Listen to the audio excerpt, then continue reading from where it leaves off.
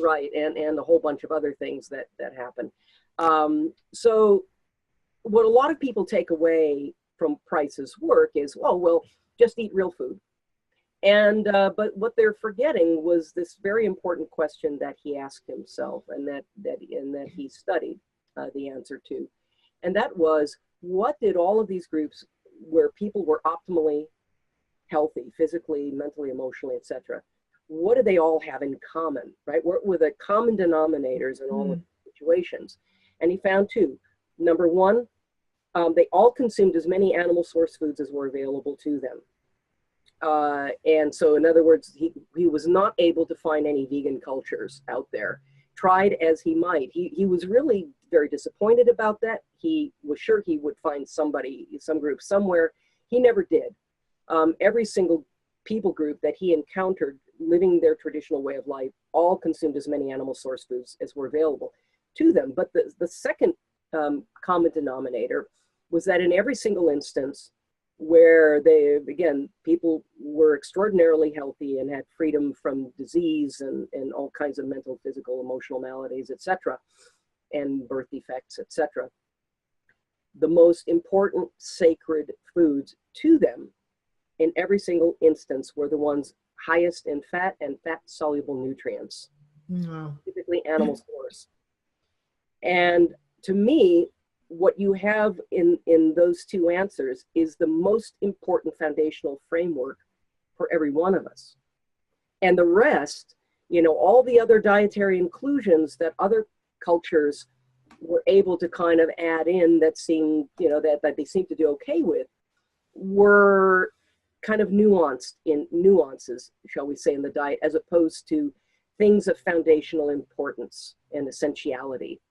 The Inuit certainly, out of all of the people groups, the one people group that he studied that had the fewest moving parts in their diet, right? The ones that most closely met that foundational framework without a lot of extra bells and whistles, of course, were the Inuit. And he thought that they had some of the healthiest and most robust babies that he had found, that he'd come across. And they didn't have dental problems. They didn't have behavioral problems. The babies were, women had very few problems with childbirth at all.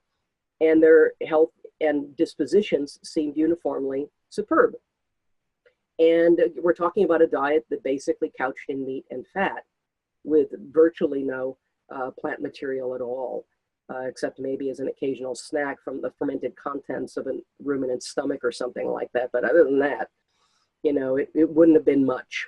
And certainly the area that I was in northern Ellesmere, where there were these archaeological sites, that, again, many of which were like untouched by archaeologists.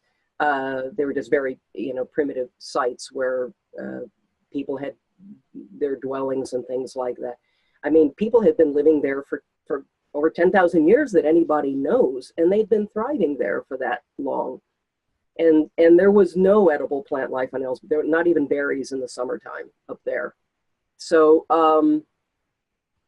in any instance, I'm not, what I suggest is that, or what I'm not saying is that all anybody should be eating is meat and fat. I'm not suggesting that, but what I am suggesting is that that is a foundational framework that should be universally applicable.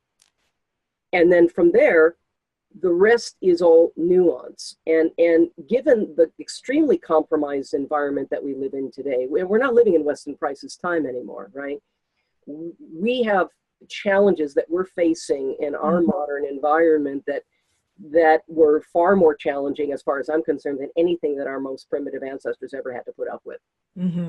Where our air, water, and food supply is polluted and tainted with all kinds of things. We've got GMOs, we've got EMF, we've got radiation contamination, we've got, all kinds of things happening that are compromising us.